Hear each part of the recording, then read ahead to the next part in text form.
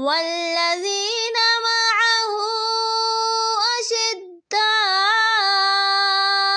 على الكفار رحماء بينهم تراهم ركعا سجدا يبتغون فضلا من الله ورضوانا سيماهم في وجوههم من أثر السجود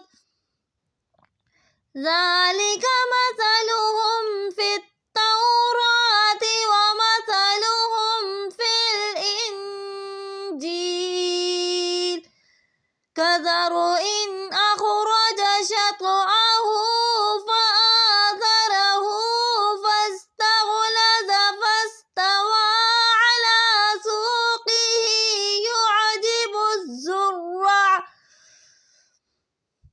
ليغيظ بهم الكفار